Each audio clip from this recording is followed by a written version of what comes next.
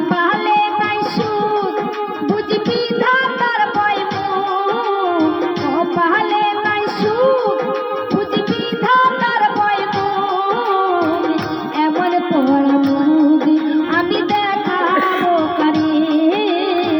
সে এখন বাসি করে অন্যের ঘরে আমি চাইলাম যারে ভাবে পাইলাম না তারে সে এখন বাসি করে অন্যের ঘরে সে এখন বাসি করে অন্যের ঘরে।